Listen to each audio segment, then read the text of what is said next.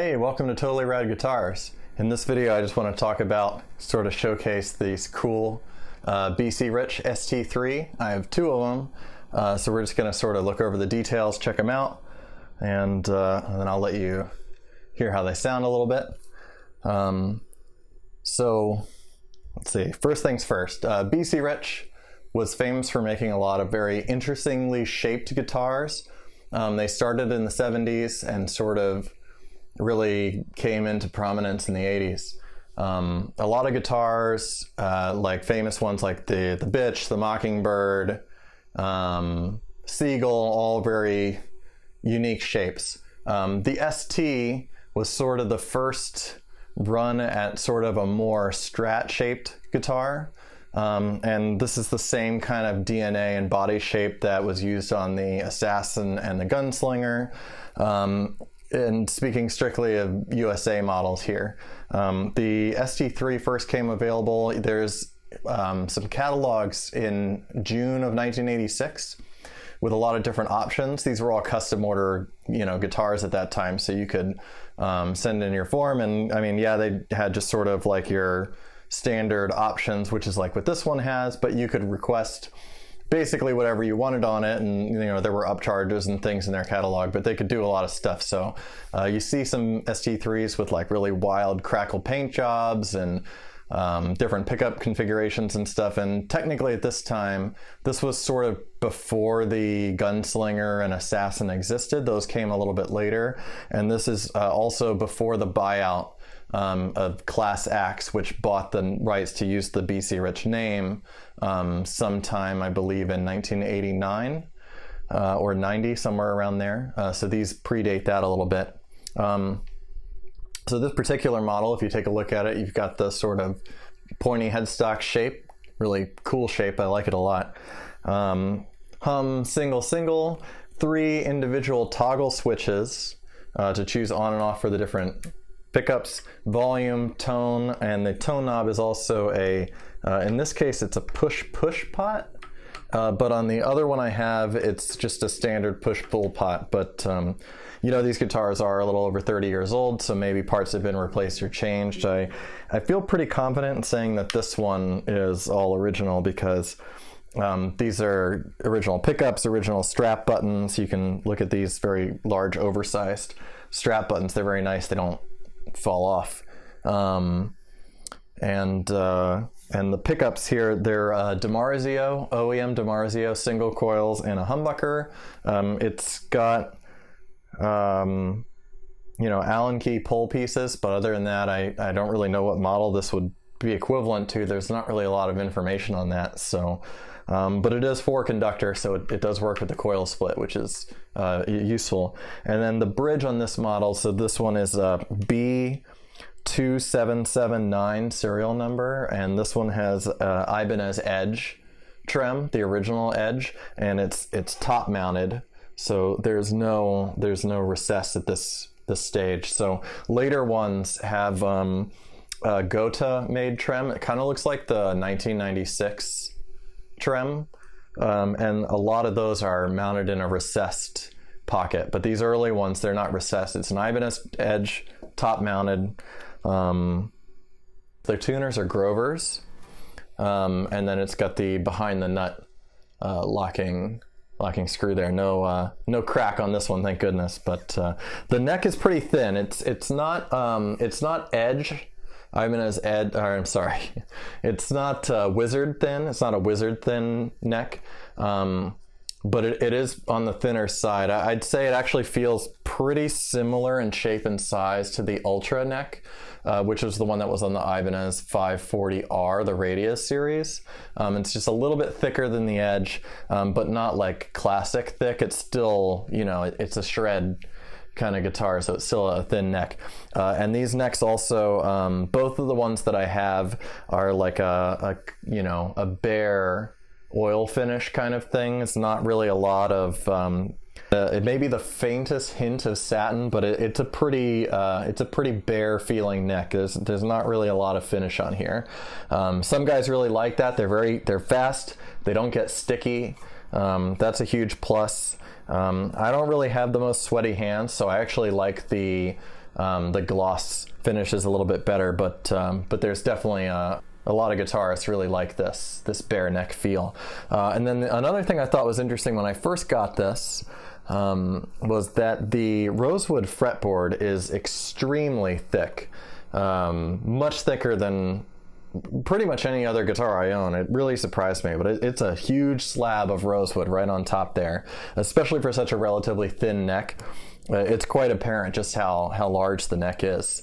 And then, of course, on the back here, these very interesting shaped trim covers. The factory ones have, they're like pickguard material. They have a white edge, black on top, glossy black, and white on the edge, which is kind of interesting. And then also these plates, it's only 4 screw holes, and they're very thin. So like normal Strat back plate won't cover this. So let me grab real quick. I actually have a second one. Okay, so this one is bare all around. So it's a natural wood finish. It's got the exact same bare feeling neck, Grover tuners through the nut. This one is B0395, so it's a very early one. And this one's also got the Ibanez edge trim. Now this one did have its pickup swapped out.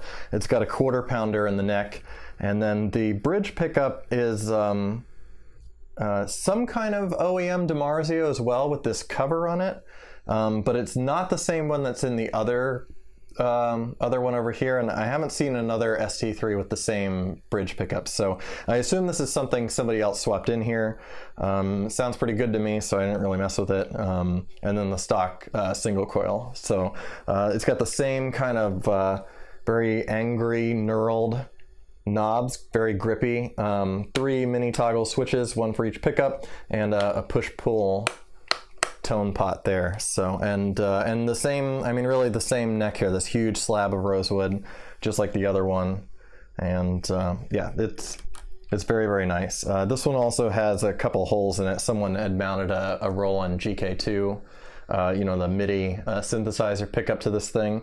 There was a little piece of Velcro here. I got that off, and it's real smooth now, except for those 2 holes. So I actually thought about maybe this one, maybe refinishing it, but I'll leave the bare wood. I actually just recently listed these for sale. In fact, the blue one sold just a couple hours before filming this video. So I'm glad I was able to have it just long enough to make this. So I'll go through and I'll play a little bit on this, so you can just hear kind of generally what it sounds like. Obviously, there's so many factors to what this could sound like. So I'm playing through a Mesa Boogie Mark V, and vintage 30 speakers, mic'd with an SM57. There's no post-processing effects. It's just guitar to amp and out. Oh my God! Stop honking your horn. That's why I can't record in my house. This is on the clean channel, tweed mode, so it's got a nice gritty crunch to it.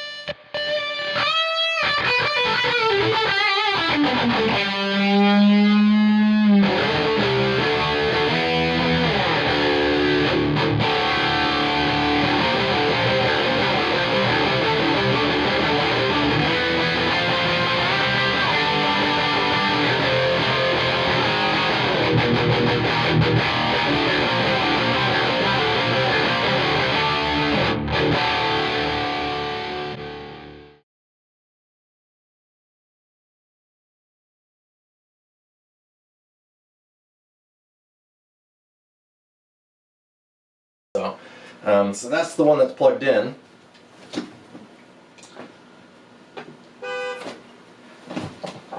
So they're honking their horn outside.